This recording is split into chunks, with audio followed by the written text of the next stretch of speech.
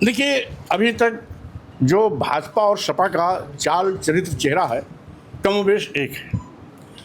एक कट्टर हिंदू बनने की राजनीति कर रहा है, दूसरा सॉफ्ट हिंदू बनने की राजनीति कर रहा है। अखिलेश यादव की भी सरकार में गुंडागर्दी चरम पर थी, आज योगी सरकार में भी गुंडागर्दी चरम पर है। और साथ ही साथ ये दोनों आपस में नूरा कुश्ती लड़ते रहते हैं। 27,764 स्कूल बंद होने के मामले में समाजवादी पार्टी सोती रही। योगी सरकार के इस जन विरोधी नीति के खिलाफ उसको मैदान में आना चाहिए था, सड़क पर नहीं उतरी। अपनी जनता पार्टी ने पूरे प्रदेश स्तर पर विधानसभा के सामने धरना दिया, हजारों की तादाद में कार्यकर्ताओं के साथ सभी जिले के मुख्यालयों पर धरना के माध्यम से राज्यपाल को संबोधित डीएम के माध्यम से प्रति ज्ञापन भेजा।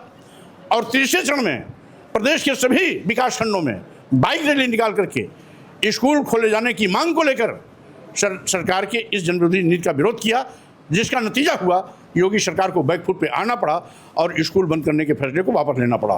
तो दोनों दल जो इस पर विवाद कर रहे हैं पढ़ाई को लेकर, ए से अखिलेश पढ़ाया जा रहा है, डी से डिम्पल पढ़ाया जा रहा है, जी से वहाँ पर गधा पढ़ाया जा रहा है पीडीए में, इसको लेकर क्या कहेंगे? कुल मिलाकर के पीडीए के नेता खुद कंफ्यूज्ड हैं।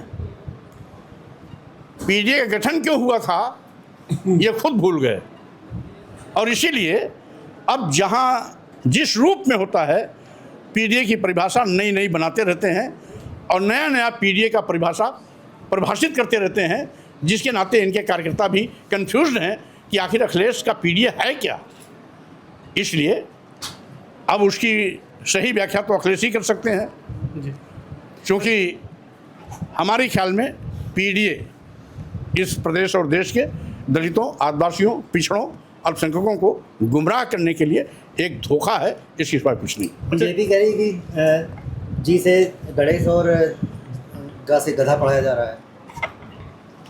अब बीजेपी तो पढ़ाने के पक्ष में है ही नहीं, वो तो स्कूल बंद करने जा रही है। वो तो गांव के गरीबों को स्कूली शिक्षा से वंचित करना चाहती है।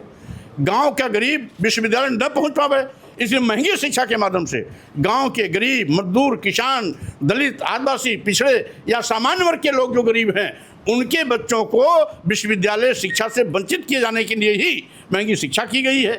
और साथ ही साथ गांव की स्कूल बंद करके योगी सरकार ये चाहती है कि सब लोग निरक्षर रहें। और साथ ही साथ यही कारण है कि आज मोदी सरकार, योगी सरकार केवल लोक लुभावन नारे वादे देकर के जनता के आग में धूल झोंकने के सिवा कुछ नहीं किया। इन्होंने नारा दिया था सबका साथ, सबका विकास, सबका विश्वास।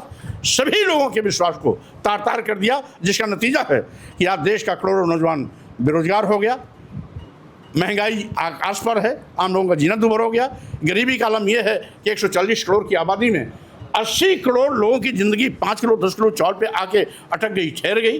किसानों को लाभकारी मूल्य देने का वादा करने के बावजूद भी किसानों को लाभकारी मूल्य आज तक नहीं दिया गया। यहाँ तक कि उनकी एक ही मांग है कि हमारी फसल का न्यूनतम समर्थन मूल्य घोषित कर दिया जाए।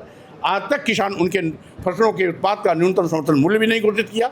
छुट्टा जानवर किसान की हरी भरी फसल को चर के चौपट कर दे रहे हैं। ये अलग से उन पर एक कहर टूटा है। और साथ ही साथ यहाँ योगी जी की शराब की दुकान खुलाने से फुर्सत नहीं है। अब योगी जी की सोच देखिए, अगर एक तरफ मॉडल स्कूल खुलता है तो दूसरी ओर मॉडल बियर की शॉप खुलती है। एक ओर समन्वित स्कूल खुलता है, कंपोजिट स्कूल खुलता है, तो दूसरी ओर कंपोजिट शराब की दुकान खुलती है।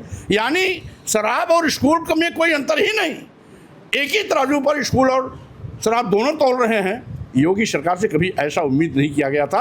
आज देश का बंटाधार हो रहा है। और दूसरी ओर एक चाय बेचने वाला जब देश का प्रधानमंत्री बना, लोगों ने बहुत बड़ी सपने देखे थे कि ये चाय वाला कुछ करिश्मा करेगा, करिश्मा कर दिया।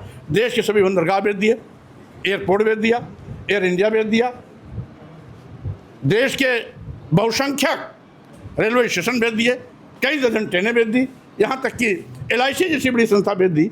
ये सरकारी संस्थान प्रतिष्ठान जिसमें देश के नौजवानों को उम्मीदें थी कि आज नहीं तो कल हमें सरकारी नौकरी मिलेगी, उन नौजवानों की उम्मीदों का गला घोट दिया। ये गला घोटने वाले लोग हैं, ये देश बेचने वाले लोग हैं, ये गरीबों के दुश्मन हैं, इसलिए इनसे भला नहीं हो सकता। इसीलिए 2027 में भाजपा का बोरिया बिस्तर बांधकर खटिया खड़ी गोल बिस्तरा करना है और इनका सुपड़ा साफ करना है। इसीलिए लोक मोर्चा बना हुआ है और लोक मोर्चा 2027 की तैयारी के लिए अभी से लग गया है। विधानसभा चुनाव है, अकेले चुनाव लड़ेंगे, क्या करेंगे? देखिए, पंचायत चुनाव चूँकि निहायत स्थानीय चुनाव होता है, पार्टी के सिंबल पर चुनाव नहीं होता है, इसलिए हमारे घटक दल की जितनी पार्टियां हैं वो जहां उचित समझेंगी लड़ाएंगी। लेकिन विधानसभा चुनाव में 11 पार्टियों का एक मोर्चा बना है जिसका नाम दिया गया है लोक मोर्चा। लोक मोर्चा मिलकर के विधानसभा चुनाव लड़ेगी और साथ ही साथ जो जन विरोधी भाजपा सरकार है 2027 में इसकी विदाई सुनिश्चित करने के लिए ही लोक मोर्चा गठन किया गया है।